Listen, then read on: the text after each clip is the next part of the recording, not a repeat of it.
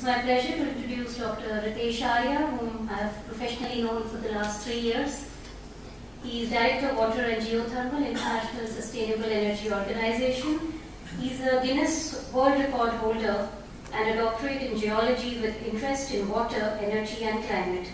His mission is right to free, safe, sustainable water and energy for all by 2050. He started his career as a hydrogeologist to provide sustainable drinking water solutions based on groundwater development on no water, no money basis for civil and army in border areas of Kargil and Ladakh. He worked with WaterAid to provide water solutions for Tibetans who migrated Tibet in 1959 and settled in the Ladakh high-altitude cold mountain deserts of Himalayas. India Today Group has rightly named him the Incredible Waterman. In 2014, he was appointed as Director of Water and Geothermal Energy Section of the United Nations International Sustainable Energy Organization in Geneva. He presented Arya's sea cycle based on paleoclimatic signatures discovered by him to show climatic change is natural cyclic process, but pollution is man-made and need to be minimized by improving technology in Global Conference on Global Warming 2014. I present to you Dr. Ritesh Arya.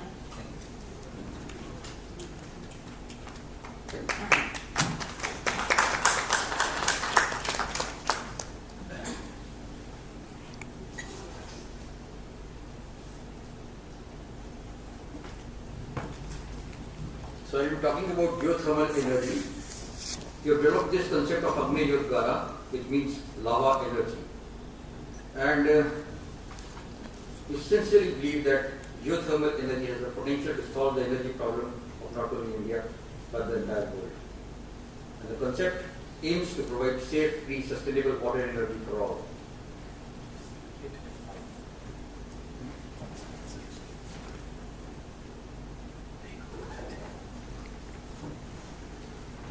So geothermal energy is struggling in India, and we have to struggle to arrive at this conference also, but we are thankful to Fortune Group and for letting us present this. So concept of Agneyodgara Urja aims to develop gigawatts of power from lava at shallow depths in geologically favorable locations by using GEOCOGEN technology. Now when we talk of geothermal energy, so basic concept is we have in the inner core we have temperatures of about 6,000 degrees centigrade at 6,000 kilometers depth, and as we move towards the crust, the temperature gradients decreases. So in order to achieve, by textbook examples, 600 degrees centigrade, we have to drill up to 2,000 kilometers. But Earth is not homogeneous. Earth is heterogeneous. We don't have to drill 2,000 kilometers to get 200 degrees temperature, because we can get these temperatures at very shallow depths in geologically favorable locations. So we have the plates, earth plates are moving, we have earthquakes which leads to earthquakes and volcanoes, and these are the points where stress is radiated. So we have these magmatic points where we can get high temperatures at convergent and divergent boundaries worldwide. Can I have a pointer? So these magmas can be encountered at shallow depths, and the concept of Agneyodgara aims to tap these magma to produce energy. So this is basically a ring of fire. So from you see New Zealand, Indonesia, Malaysia, Philippines, Japan, every country, America, South America, all these countries are producing geothermal along this region, except Canada. So this magma utilization and investments hold great potential. So this is basically the convergent boundaries and the divergent boundaries which I am talking about. So in convergent boundaries you see these, when the plates collide, so magma is intruded into the weak cracks or fissures, and then in the divergent boundaries again the same thing is happening. So in Indian context, why we are so hopeful of geothermal energy?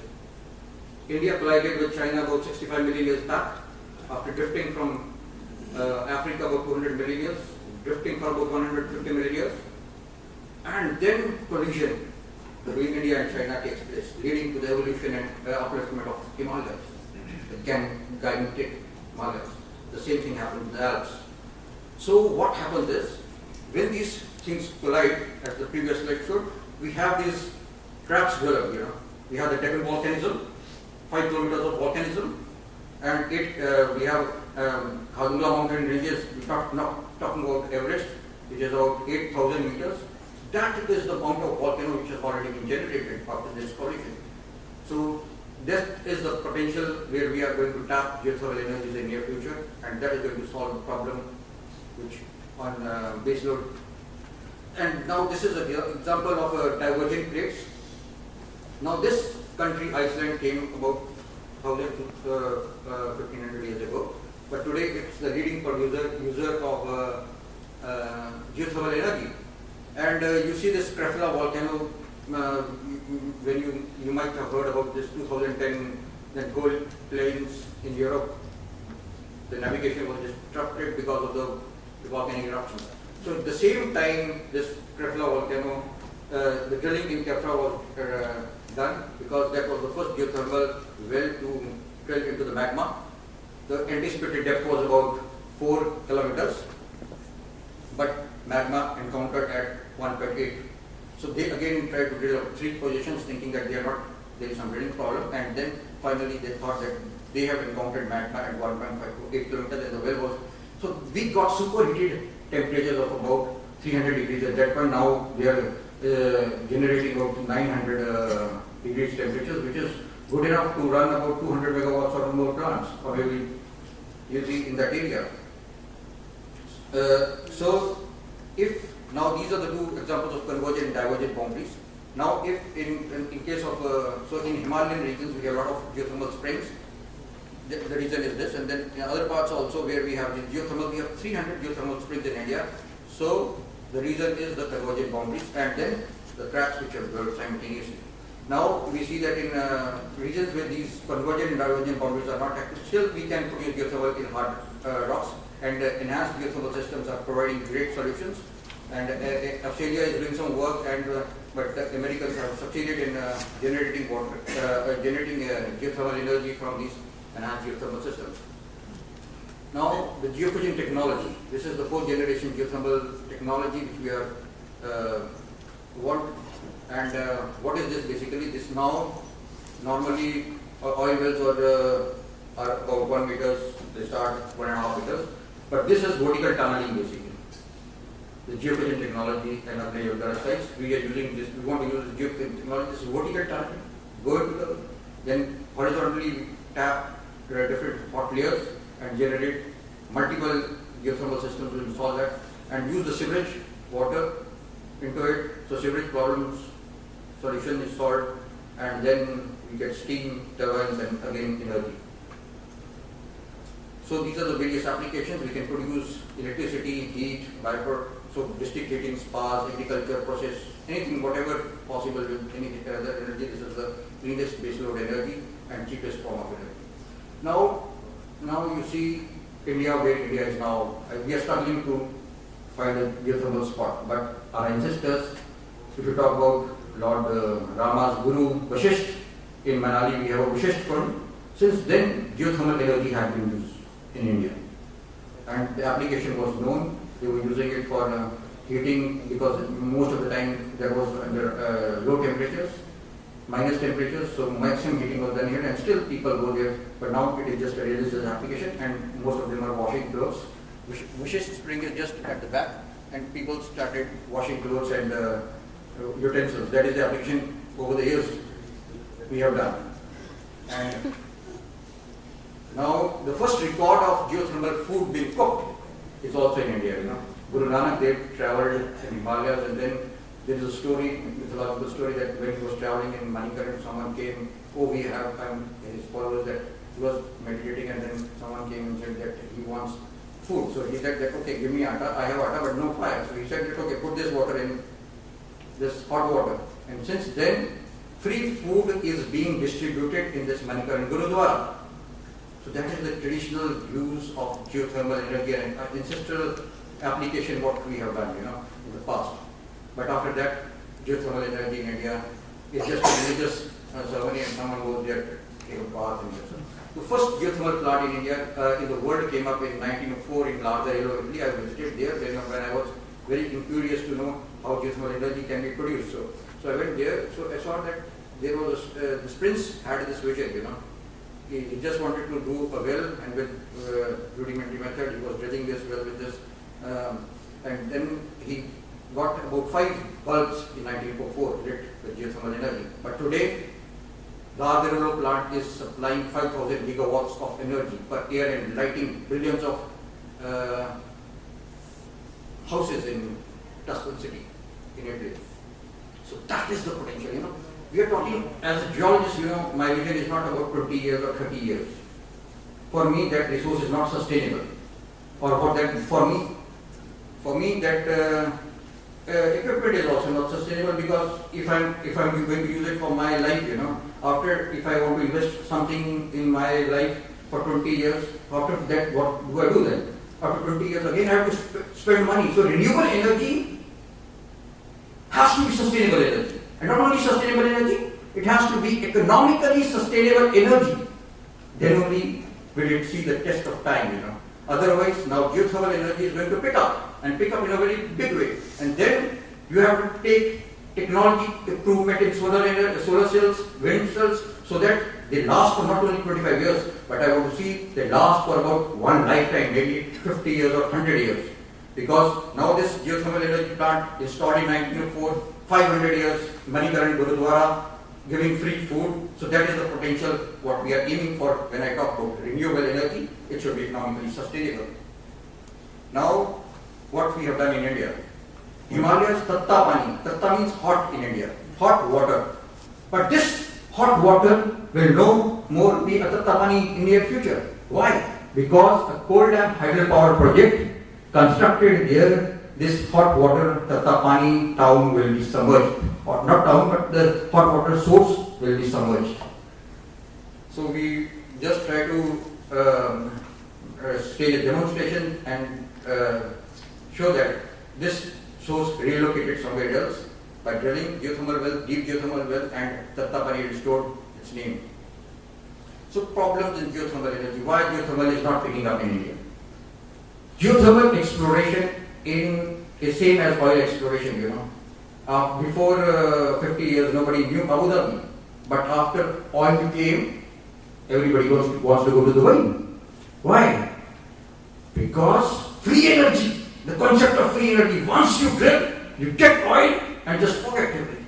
The same thing in oil, geothermal energy also. But the limitations with oil energy is, once you drill it, you explore it, but always you are in back of your mind, oh, when will it get dry? When will my resource end up? That is a finite resource, that's the fossil fuel. But then oil, where the oil story ends, the geothermal story begins. Go deep, get these temperatures, these hot temperatures. Now Indonesia, Philippines, they are going to be the energy centers of future. As we are looking for the way, then all the industries, major industries in near future are going to shift to those countries, because they are investing in geothermal wells. Chevron has become the largest private producer in Indonesia and Philippines. So huge initial investment, risk, yes, I want 1,000 crores to start a geothermal plant, a big geothermal plant in India. And who's going to invest in that? So big players will come up. It's not a free energy. Yes, it is a free energy, but initial risk has to be taken up. Because in my place, you know, in Kasoli, I belong to Kasoli. So last 2 years back, ONGC drilled a well, 120 crore rupees they spent, no well, no oil, no little gas. So no problem. Another 4-5 wells, even if after 10 wells we get about 1 or 2 wells, okay, no problem for us, because so that investment, if that investment comes to me in geothermal energy, that energy is free for all. So limitations of other energies now, I have already told, fossil fuel is limited, and always we are looking for Dubai and Abu Dhabi and OPEC countries for oil. Why? We have hydropower projects, shift all these tendency has to be changed. Instead of gas heaters, put electrical heaters in Himachal and hill areas with. So, and then oil is there in India also, a lot of them. Then nuclear energy, nuclear bombs, after Fukushima, Chernobyl, nuclear bombs, nuclear energy will be nuclear bombs on future generations, strike earthquake, strike natural disaster, then what are we going to do? It is not a free energy. Do you know? 1 gigawatts of nuclear power, how much it costs? 5 to 7 billion US dollars. And what do you do with the waste? It's not a free energy. You give me that amount of energy, geothermal energy, and you see the results. Free energy, safe energy, and my generations once invested, safe, clean, green energy. I want safety first for my generations. We have been living without the power. We can live slightly more without power, but I want safe investments. Now, hydro power projects. Lot of things being said about hydro power. A lot of investments in hydro power projects. Climate change we are talking about. What do you mean by climate change? Climate change means global warming at present, but it will be global cooling in near future. So we are at the peak of climate change, where we are having maximum amount of glacial impact. Glaciers are melting at a faster rate. So where after 2000 there are in Himalayas, if you go, glaciers are already extinct or on the verge of extinction. Where will you get water for the hydro power projects in your future? All these hydro power projects, if you have more rains, you have more silt, again the production in the hydro power projects goes for 6.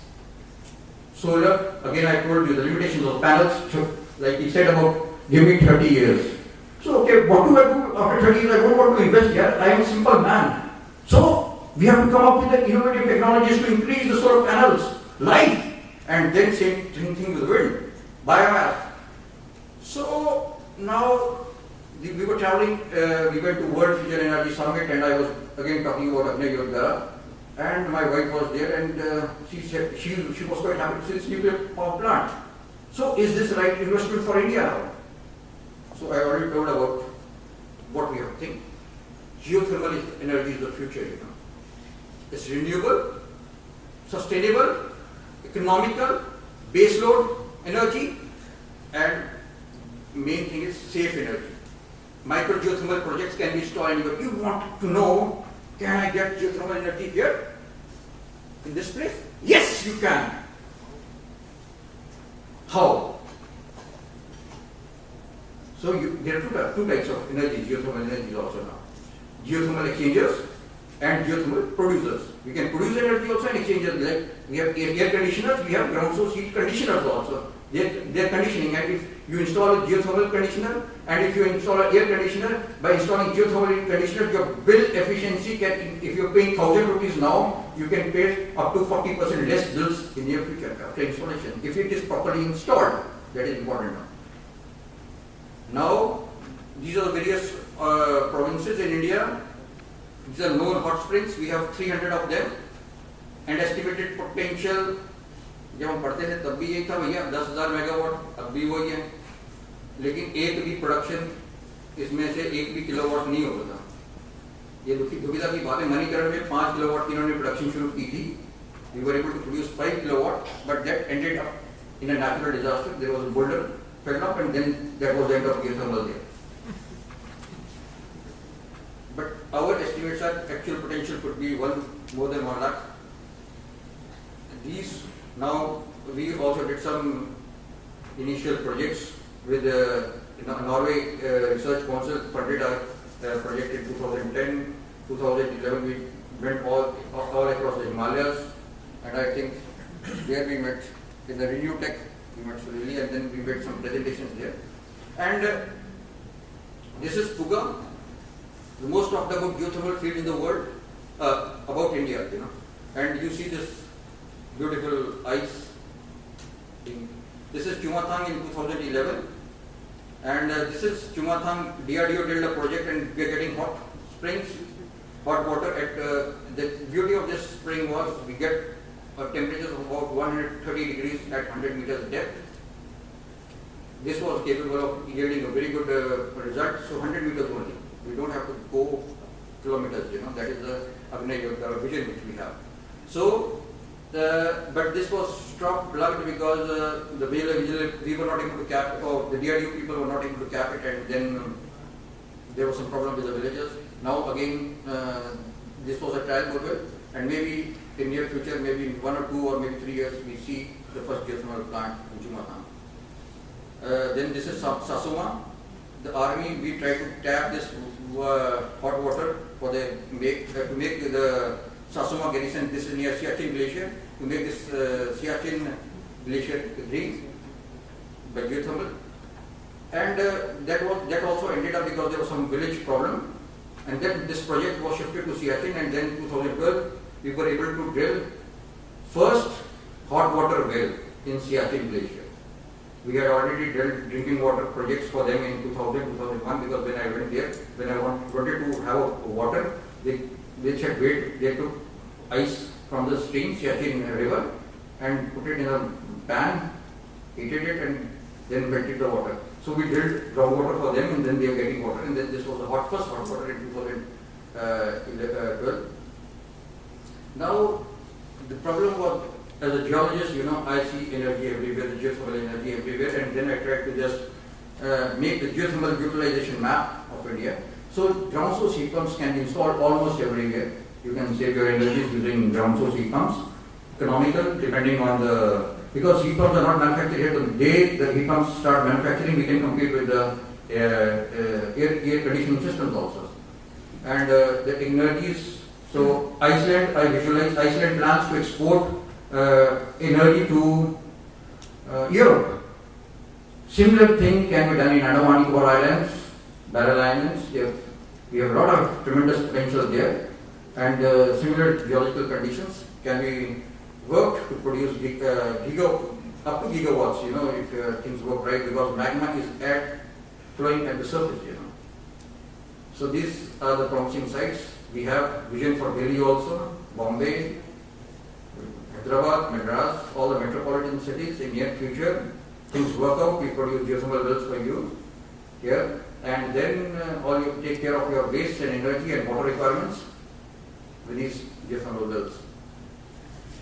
Something about the geothermal heat pumps I've already talked about, but this is how a heat pump can save. It is basically comprising of 3 components: the ground, the heat exchanger, and your house or the building. So these 3 components decide the cost, the efficiency, and the costing which you can reduce in making your building green. These are various conferences that we attend, and we were nominated one of the topmost innovators in World Future Energy Summit, Abu Dhabi, and Agneyodgara. Then there were some articles, and presently we want to start this geothermal, if not for other purpose, for tourism promotion, like you have in Iceland blue lagoons. The entire everybody wants to bath in blue lagoons. So we have 300 geothermal tourist destination, which can boost the economy of each and every state, and also the economy. Geothermal, not only for tourism, but also for tourism promotion and also for energy. So thank you very much.